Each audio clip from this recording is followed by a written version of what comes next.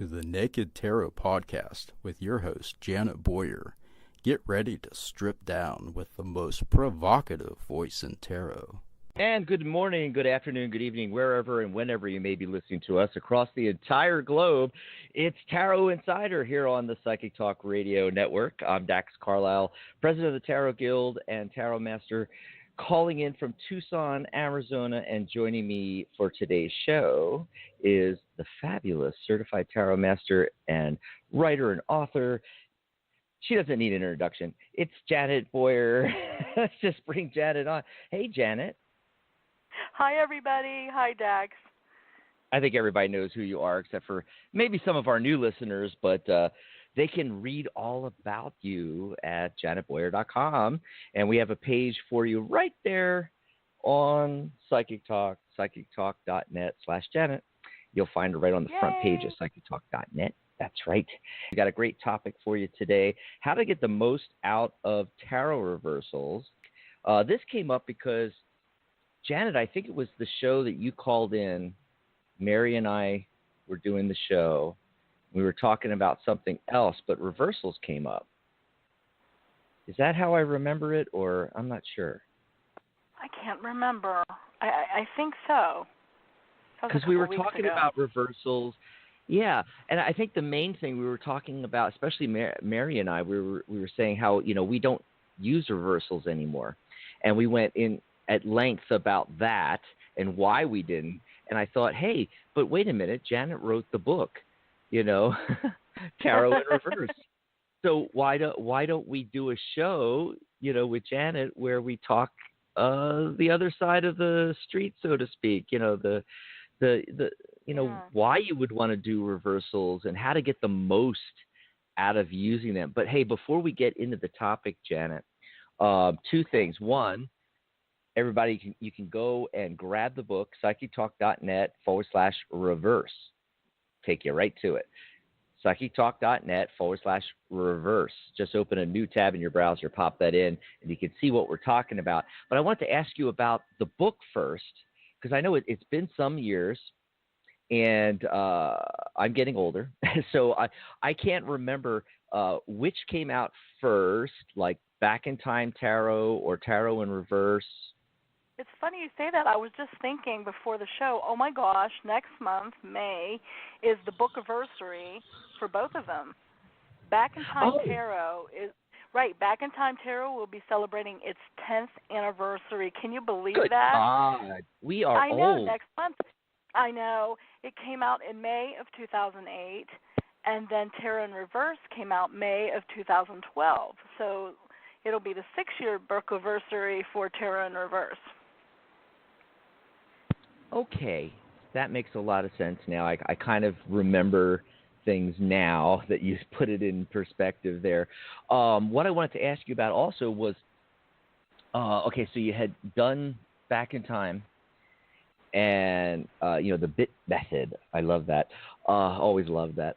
But so then when you decided to write and start writing Tarot in Reverse, why? How did that why would you want to do a book just on reversals? How'd that come up? Well, I only write books that reflect things I don't see on the shelf, or that doesn't fit my needs, or if I think I can do it better. Not to sound arrogant, or perhaps not better, but a totally different take on it. And a lot of people would write to me and say, I don't know what to do about reversals, like if I taught online, or just I'd get random emails and they'd say, what do I do about reversals? And they found there was only one book on the market at that time, and they found it too complex and psychological. And so I thought, my Back in Time Tarot method, the subject of my first book, Back in Time Tarot, used pop culture and memories and biographical profiles and fairy tales and books and things like that to learn tarot backwards.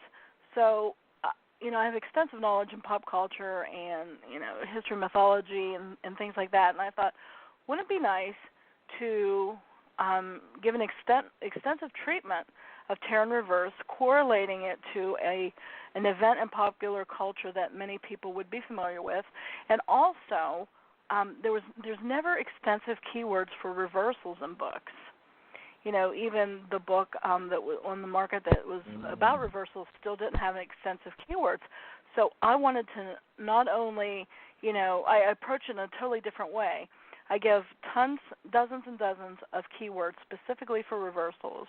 Then I do an excerpt of pop culture or history or news items to say this is, a prime example of how this card reverse would manifest.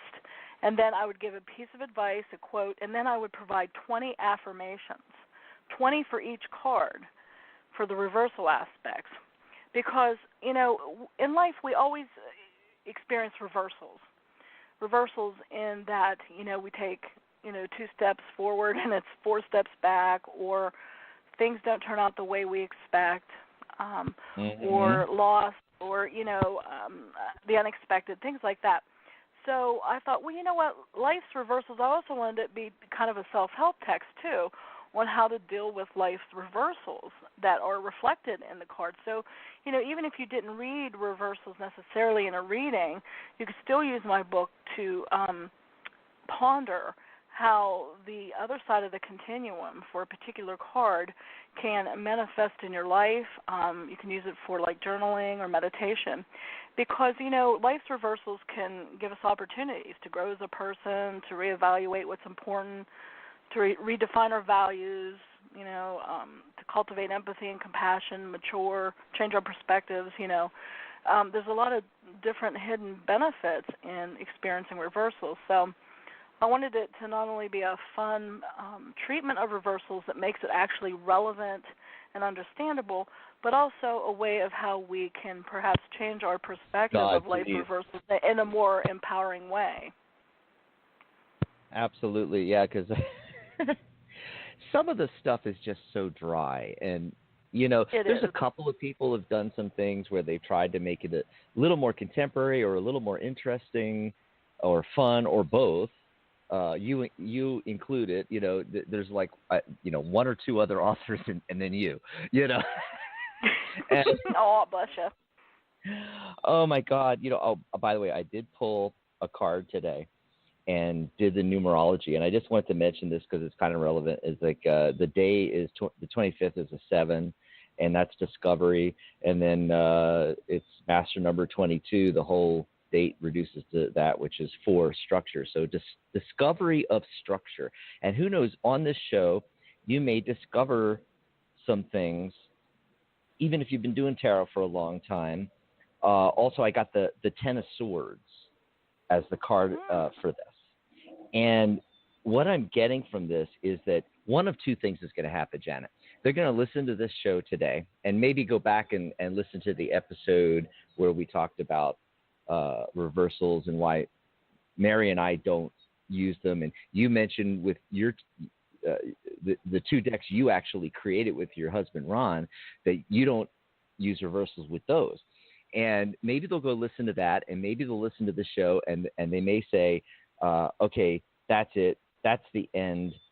10 of Swords moment. I'm not ever doing reversals again. Or the opposite. They might have total change of heart, and this is the end of a cycle for them and the beginning of a new one where they give reversals another chance. What do you think about that? Or have their mind blown. Woohoo! Oh, absolutely, yeah. It was a lot of thoughts. That's a lot of swords there, a lot of thoughts. Yeah, and to have your mind blown is to, really to have like an aha moment where you're like, oh my gosh, I never saw things quite like that, Of course you can get lost in minutia, that can happen with the 10 of Swords. But again, with the reversal, it could mean, mind-blowing facts or, releasing illusions, Yeah, I was going to ask you about that. You stole my thunder from the thunder. I'm sorry. Because that's where I was going next was like, hey, well, what is 10 of Swords reversed? And, when I look at the 10 of Swords, I look at the traditional meanings and, the endings, the possible, misfortune, failures, all that kind of thing. But I also see at least in the Waite Smith versions, the dawn coming up in the background. So I see the start of a new cycle. I see kind of like some of the potential opposite or what would be reversed, meaning I see it in the spectrum of the card itself. So what would be more contemporary with the Ten of Swords reversed? And you mentioned a couple ideas there. Yeah, well, one of the things is if you look in the Rider-Waite version, you'll notice that his hand is making a symbol, and I think he's making a yogic mudra. And I talk about this actually in my next book, Naked Tarot, which is coming out in September 2018. But it might be Agni. Other people say it could be a different mudra, but it's often associated with solar force or fire. So it could be indicating, too, about having a new fire or a new passion that stirs up within you that overthrows the mental minutia and, the splitting hairs that can sometimes come with the sword. So it could actually be a reinvigoration of passion when you come to the end of logic or your skill set, if that makes sense. Now, for the contemporary example I use with the Ten of Swords, do you remember the show Ripley's Believe It or Not? Of course. Show from the 80s, and the show That's Incredible with John Davidson, Fran Tarkenton, and Kathy Lee Crosby. Do you remember those? Oh, love that. Yeah. Yeah, well, they showcase the outlandish, shocking, baffling, disgusting, and death-defying. and back then, that was the real reality TV. And because the tens have reached a saturation point, if it's reversed, and the Swords realm deals with thoughts, beliefs, and conclusions, and even the nervous system, the Ten of Swords can suggest mental overload and nerve problems and things like that, but it can really mean having your mind blown, having your perspective so pushed and so stretched, that you can make way for new ideas and new perspectives, Sometimes our perspective is nudged open a little by little, and sometimes we just have some type of insight that really blows out the tires, so to speak. It just pushes, everything out or everything we thought we knew. Ten of Swords reverse could be like a conspiracy theory too. Whether or not some of the stuff that's offered up as conspiracy theories is true, you'd have to research. But if some things are true, then it blows your mind, and you're like, oh my gosh, maybe reality isn't all that, I thought it was, because sometimes we rely on our logic and we rely on rationality, the left brain, which is very swordsy, but there are other ways to pick up information. And sometimes when, out of habits, we go down the same mental path, and which is reflected biologically with the neurons, the more we repeat certain ideas to ourselves subconsciously, or the more we're exposed to certain ideas and worldviews, those actually, create new synapses and neurons and neural pathways, and we actually kind of engrave certain patterns on our brain, and including negativity at times, and defeating limitations and habits. And so, if we keep going down those paths, we severely limit our ways of seeing things. If we assume and we go quickly from A to B saying, oh, I know that, or I know what the deal is, or I know all about this person, or this book won't be any good, or this or that, we go there without even engaging into the critical thinking. And, with expanding and stopping and thinking, wait a minute, have I just taken a shortcut with my neural pathways and my assumptions and my ingrained beliefs, or am I truly independently evaluating this situation or circumstance or belief for itself? Does that make sense? Oh, yeah.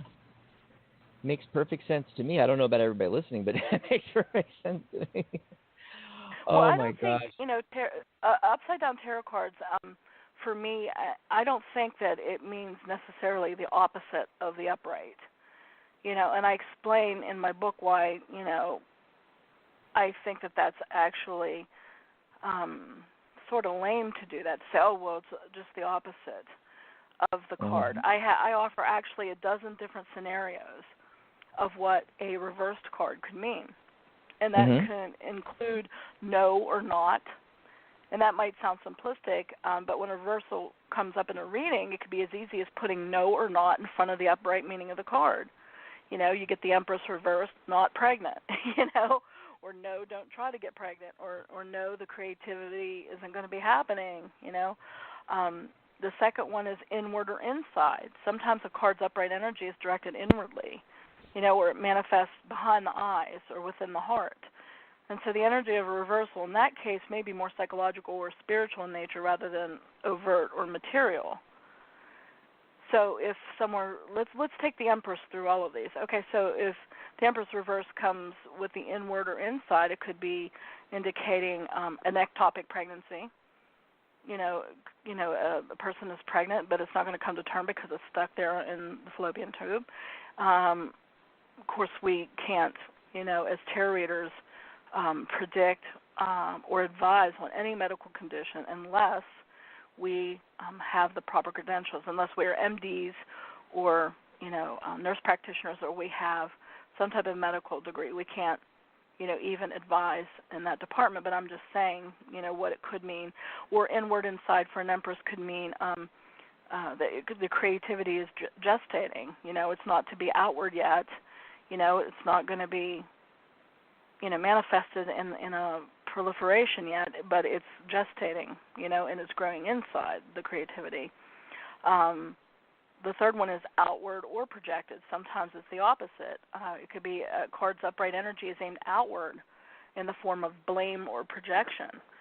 You know, some truths or behavior patterns are too painful for people to recognize and admit, and so those, you know, negative traits such as lying or condensation, if you're a weather person, condescension, or positive traits, you know, like intelligence or eloquence. So, you know, let's say a queer psyche's been damaged by childhood abuse, you know, for example. Well, he or she may not be able to own negative behavior or positive behavior because, you know, of low self-esteem. So outward projected, you know, someone might project other people or good mothers, and they demonize themselves and feel like that they're a bad mother, maybe because they had a bad mother themselves, or because they just have negative self-talk, you know, or maybe they're afraid to become a mother because they don't think that they're as good as, you know, their sister is, you know, being a mother, or people they admire. So then it becomes outward or projected. The fourth way reversals can be interpreted is desired, but not for the best or not to be attained. So, you know, reversal can often indicate what a client really wants, but is not or will not be getting. You know, because a reversal can really reflect our desires, our deep desires, our wants, you know, and our lusts even. But that doesn't necessarily mean, you know, we're going to be getting it. And then the fifth way you can interpret a reversal is extreme or unhealthy manifestation of energy. Because what happens when an upright energy of a card is taken to extreme? Well, sometimes reversals can indicate that extremism or its repercussions. So, you know, an Empress in that category would be perhaps being like a smother mother or a neglectful mother, you know, or a helicoptering parent who does everything for their kid and doesn't let them grow into their own, you know. The next one would be hidden.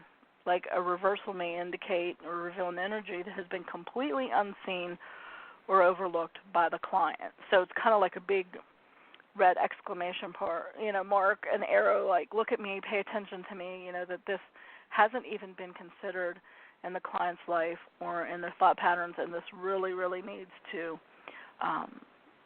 be heeded and paid attention to. The next thing that a tarot reversal could indicate is something that is needed in a querent's life, but it's not utilized. See, a tool only serves us when it's actually picked up and utilized. I mean, if you have a nail and you need to hammer it into the wall, you know, it doesn't do you any good if the hammer's on the table. You know, you kind of have to pick it up and use it. And so, you know, a card reverse can indicate that a particular energy or advice or interpretation, it actually needs to be picked up and utilized. So reversals in that area can highlight, an energy that's sorely lacking or needed in a person's life, but is either absent or unused. And so then in the case of absence, of course you would look to all the other cards in a reading as well. But if it's absent, you can empower the querent or yourself to say, okay, well, if it's absent and needed, what do I need to get that skill set, or what do I need to get, that particular aspect in my life? Or if it's unused, how could I start using this particular gift or energy, whatever it is. So if you had an Empress reversed in that department, it might be saying that, you're a very creative person, but you're not using it. You're not using the tools you have, and then you find out from the querent, based on other cards and a dialogue, you find out that they used to play the piano in their youth and they were very good, or they used to do singing or what have you, and they miss it, but they, dismiss it because it doesn't seem practical. Well, you have a reading in this case, it says, hey, you got some gifts here and you're not using it, and it could be helping you in different areas. Like if it was a financial reading or career reading, they might be saying, I'm not really sure where I want to go next, and you do a reading on their gifts or what have you, and the Empress comes reversed, and it might be, whoa, this person's sitting on crap load of creativity, and they're not even mining their natural skill sets and their gifts to where they could be used to generate income or to have some kind of vocation or hobby on the side that they, would prove fulfilling. And then another way reversals can be interpreted is a fear of. So it could be like a fear of whatever the upright card would suggest. So if you had the Empress reversed in this section, it might be a fear of having children, or a fear of getting pregnant, or a fear of creativity even, fear of not doing it, quote, right, especially if a person's a perfectionist. So, for example, if you'd have Empress reversed Queen of Swords, that can indicate a fear of creativity because of a critical nature, or a fear of other people criticizing your work. Like a Hermit reverse can, suggest fear of being alone. So a fear of can also be indicative with reversals. And then another way is blocked energy. Sometimes an upside-down card can point to what I call molasses energy. It's some kind of slowness that hampers the full expression of an upright meaning, or the reversal can signify an actual blockage that prevents the energy of the card from moving, flowing, or manifesting in the material world. So, if we have an Empress reversed, it might, of course, you'd have to be a medical practitioner, but it could indicate that something is blocking a woman's pregnancy. Perhaps, she can't get pregnant. Perhaps she needs to have, some kind of gynecological exam or procedure. If it were creativity and abundance, it could be a blockage with, a thought process. For example, if you had an Empress reversed with the Eight of Swords, it could indicate learned helplessness in the area of abundance. So the person is blocked from receiving abundance, as indicated by the Empress reversed, because of their self-limiting beliefs, the Eight of Swords upright. And another way you can interpret the reversals is emerging or lessening. So a reverse card can indicate the upright energy is present, but it's just now either entering the situation or it's on its way out, and you would really look to the other cards for that. Also a play on image. Sometimes the tarot seems to have a sense of humor, and it suggests an offbeat but accurate interpretation based on the card's imagery or even the title. And that's why, an Ace of Cups reverse can indicate a leaky faucet or an overflowing toilet. Or like a Wheel of Fortune reverse can or Wheel of Fortune reverse can suggest, spinning your wheels. Ace of Pentacles reverse can refer to playing basketball. I mean, if you look at it upside down, it looks like a basketball hoop in Rider Waite. Version almost looks like a hand dribbling a ball instead of a pentacle. And that so brings sometimes finish your thought there, but that brings something up I want to bring up. Oh, okay. And I was just going to say that, sometimes when an image is upside down, you see it differently, and it actually reminds you of something. You're like, oh, my God, that looks like, blank, blank, blank. And then lastly, I just have one more connection, is the esoteric connection. When a card ends up reversed, it may very well indicate that an esoteric connection needs considered in the reading. So this could be correlated with astrology, numerology, Hebrew letters, Kabbalistic paths in the Tree of Life, the esoteric functions, Golden Dawn attributions, Crowley's writings, and so on and so on. So sometimes when a card is reversed, it's kind of like it can be a little signal, hey, remember all those other esoteric disciplines that you've been studying, and see if maybe they come to play as well. And then also there's a bunch of prefixes that are often I associate with reversals like un, dis, miss, in, ear, pre, non, ex, re, over, under, d, as in like being disturbed by or disappointed by, inability to, misunderstanding, misplaced, disintegration of, inadequate, undiagnosed, premature. So sometimes those prefixes also can be an indicator to what the reversal means. So I hope that's not too overwhelming. Okay. It's all right, though, because it naturally leads into the next thing I want to talk about, and you already brought it up. Real quick, though, I wanted to mention Rose Fullhorst, our host from the Tuesday Power of Three show, is in the chat room, and she says, beautiful explanation, Janet. Loving the show. Aw, thank you, Rose. Big hugs, big hugs. Yep. Rose says it all comes from experience.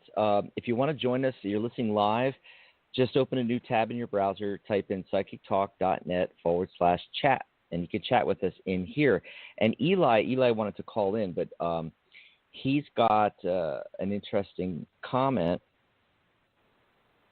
that, okay, so he says that he sees the Ten of Swords as overwhelming thoughts, keeping the person down, and you have the swords, coming down, and the person might need to clear the mind. But reversed, however, he sees the swords as actually holding the person in the image up and keeping them from falling.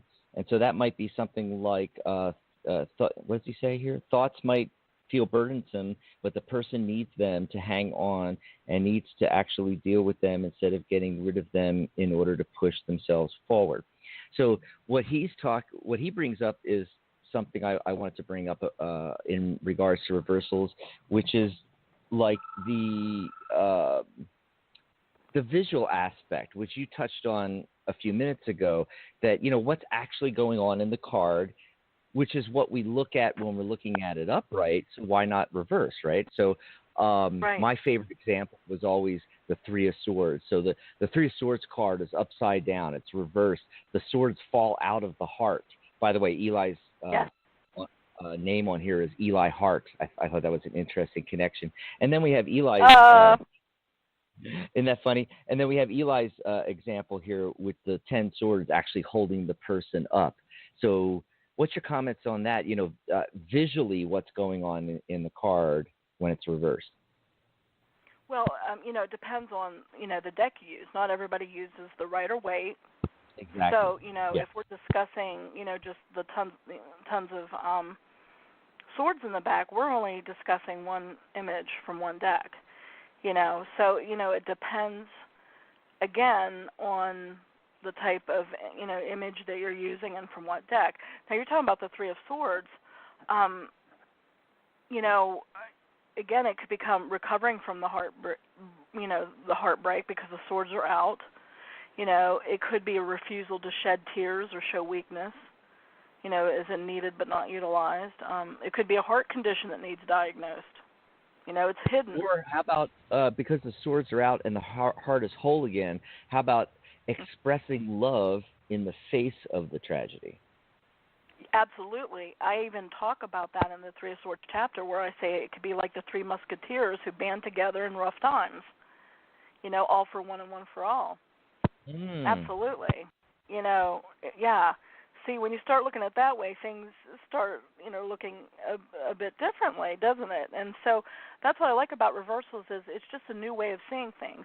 And even if you don't use them in readings for whatever reason, it's still fun to play with them on your downtime, when you're journaling or pondering, because it'll get you to stretch the meaning of a card.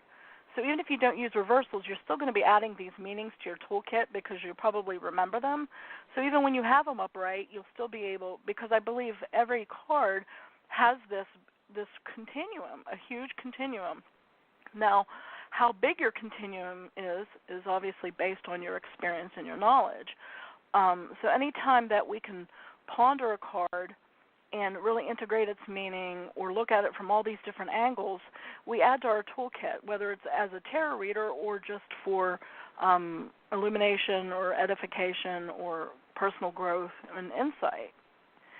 So, upside down, cards can, through the image, of course, that's yet another aspect to where we can see something like what would happen if this card was turned on its head. Like the Empress in the Rider-Waite, she's got a crown and a staff and a bunch of clothes. What would happen if her couch got turned upside down and she, fell on her crown? Then it becomes like, oh, wait a minute, that reminds me of Jack and Jill went down the hill and you're losing the crown. Or it could mean like perhaps, don't think too highly of yourself. Don't think you're like the queen of creativity. It could indicate pride. Or, I'm saying, so, even if you start playing with it and you start thinking, okay, what would it mean if, and you start, even jotting down, like brainstorming, don't censor yourself. Like, what would it mean if the Empress was upside down and in whatever your deck is?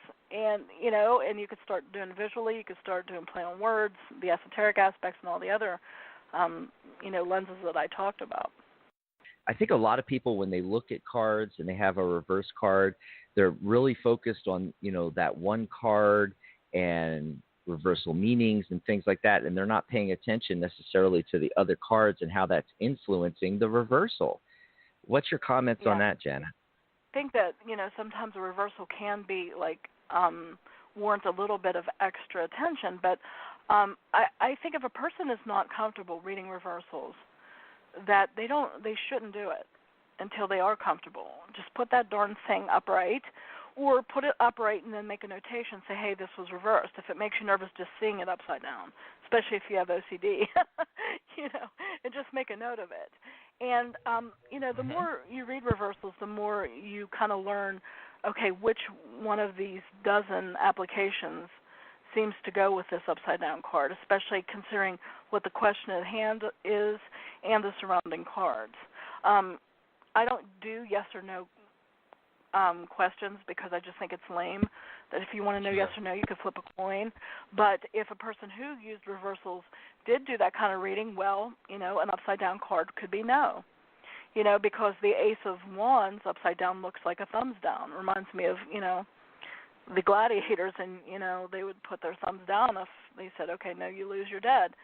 So, Ace is upside down, can mean a lot of things, and it could mean like burying a seed, or it could mean a thumbs down, a refusal to, use logic to solve a situation. It could be crying excessive tears in the case of the Ace of Cups, or a need to express emotion because maybe it's blocked up and the person's afraid to feel. Again, it depends on the question at hand and the topic, and it depends on the surrounding cards.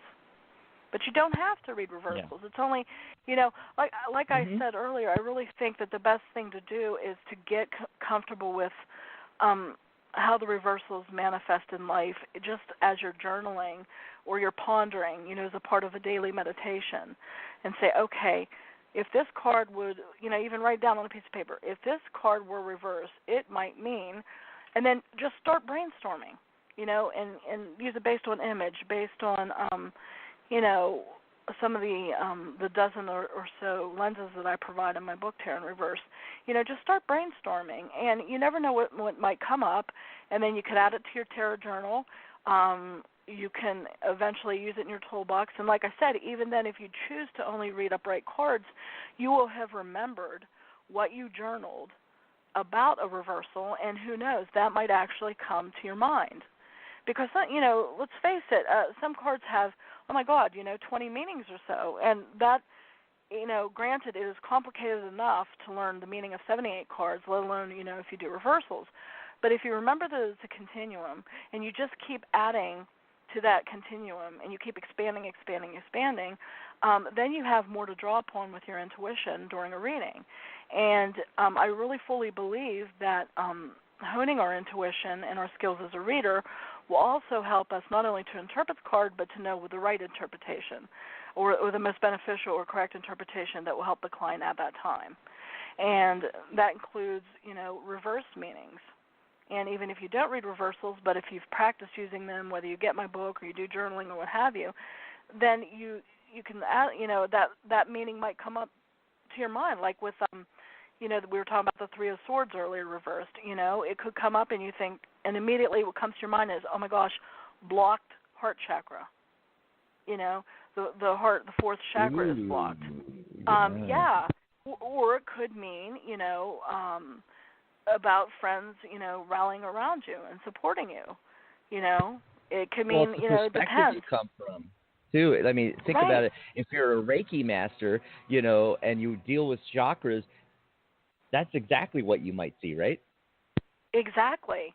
And that's why any time that we study any other system, or we bring it to bear, even if it's just like pop culture knowledge or archetypes or mythology or spirituality or sacred texts or Reiki or astrology or any esoteric discipline, anything that you learn can be brought to bear on the tarot.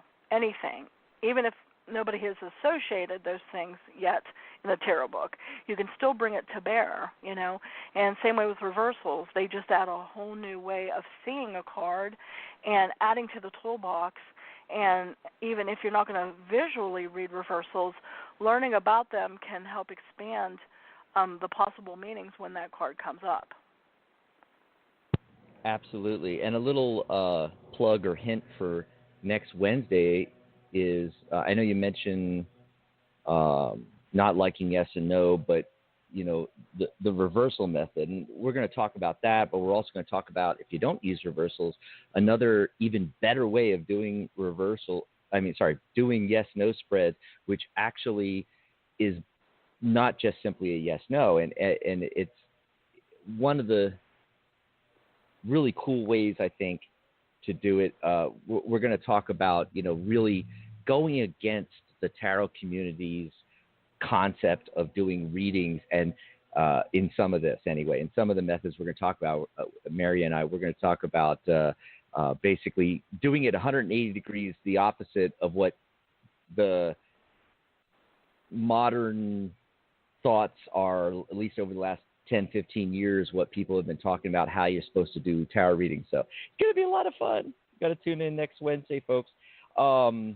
Let's take another call. I see Rose is on the line, and we've been talking with her in the chat room, but she called in. So let's bring Rose Fullhorse on. Hi, Rose. Hello, Jan. Hello, Dax. Thanks for taking my call. Hi, Rose. Good to talk with you.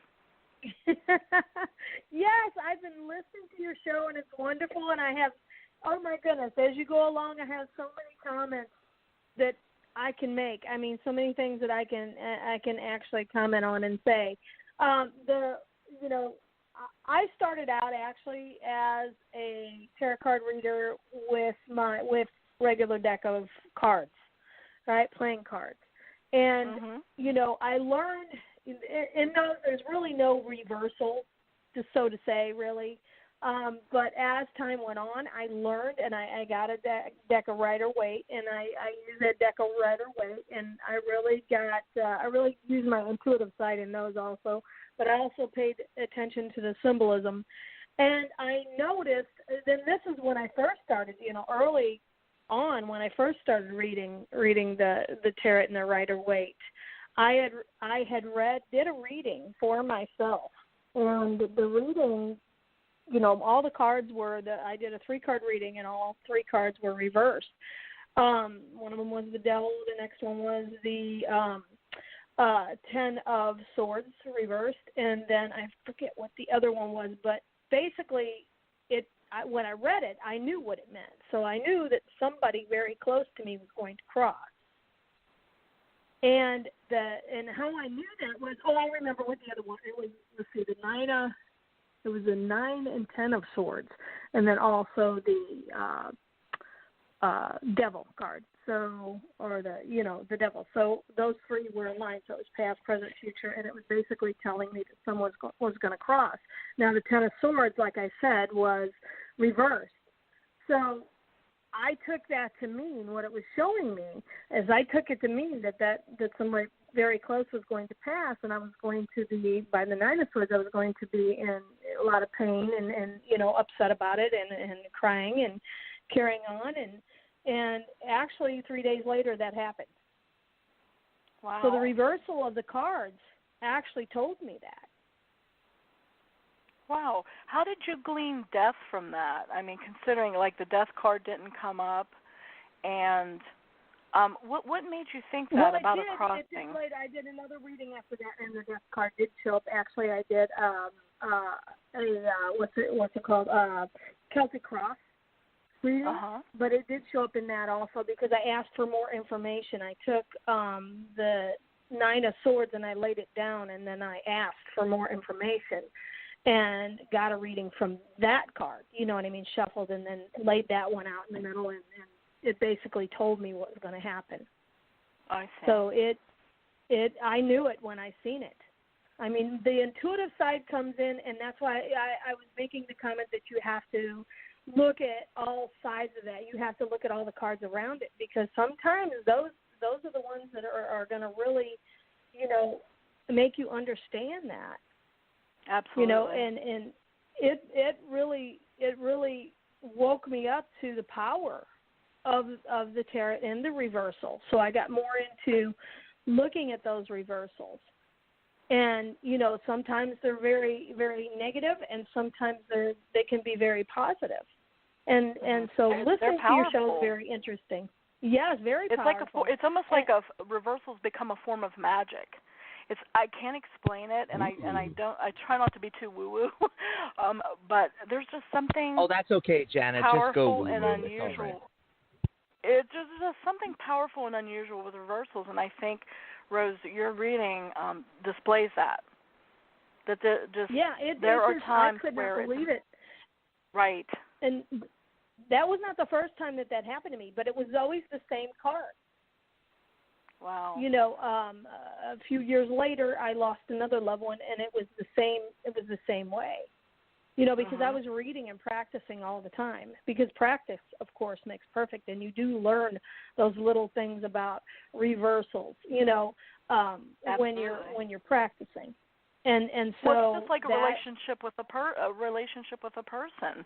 I mean, you have to get to know them, and how do you get to know them? But you communicate and you interact with each other, and you ponder and you think and you communicate. And the deck is the same way. And a lot of practice reaps great rewards. And then if you start, trusting and using reversals, it really can magnify your experience and also the type of interpretations and readings you get. Exactly. Use everything in that card. Because, awesome. I use the numbers. I look at the numbers. I look at the Me too. symbolism. I look at the reversal. I look at what other cards are around it. I look at, there's so much to look at in there, and there's so much because, being a medium from birth, I see, I can see the spirit in everything. Right. So when I'm reading, I see it in everything. I get the message in everything. And like you were saying, with those different modalities and different, the cards can relate to all of that. Absolutely. So that's why I'm not really a fan of big card spreads. I don't like the Celtic Cross, for example. I think sometimes if you do bigger. One. Oh, honey, that's it's great to make up your own, but I love that one. I do. Yeah, but that's for me, that's what I'm going to be talking about next week, Janet. Oh, yeah. See, now early on, I just learned that for me, that large spreads were, especially the Celtic Cross, were unnecessary and gave too much information. And it was almost like Celtic Cross is a scatter shot, like buckshot, and smaller spreads, or even a one-card spread, is more like a laser. And if somebody comes to you and goes, well, I just want a general reading. Well, yeah, of course, a bigger spread could do that. I mean, I would prefer, in terms of large spreads, for a general overview, I prefer the Zodiac spread, where it has all 12 houses of the Zodiac, because then it has like a slice of life of each, part of life, and for me, it provides a bigger overview, I feel. But, hey, you got to use what works for you. Right, I use everything. I mean, I really honestly do. That is Mhm. not the only one I use. I use every, and I do use pinpoint, with one card, because you're correct in that. Sure. If the person, it's like you said earlier with the yes or no. If I don't answer yes or no questions with my cards, because they give details. So I mean, that's and that's what exactly. I tell my they give details. It's the wrong they can tool. go into detail. Right. It's I'm the sorry? wrong tool. I feel that tarot is the wrong Exactly. tool for a yes or no question. It's I like am trying Yeah, to, the pendulum. I know Yeah, Mary it's- Brown is really a big fan of pendulums. Hey, we got to move on because I got to take some more calls, at least try to get one more okay. call in before the end of the show. But Rose, Okay, well, great comments. Thanks for calling in. All right. It's Well, great great talking show. with you. Yes, it's great. You guys have a great show. Thank you. you. Bye-bye, Rose. Thanks, Rose. Gotta love Rose. I love all her comments in the chat room as well. There. I know. Psychic She's Talk. so cute. So supportive. I know. I can't wait for her show next week. Her and Vivian and Fiona, they just blend together so well. That's why Power of Three show, right? But I just wanted to give out that URL because it's good for all the shows, folks. So you want to store in your phone or write down the phone number, 714-816-4628. If we don't get to your call today, we'll be back tomorrow.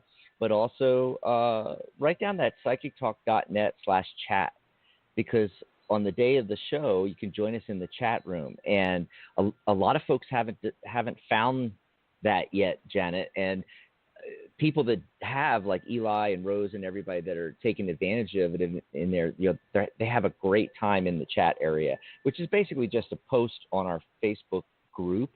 You can find it by going to the group, but psychictalk.net/chat takes you right there.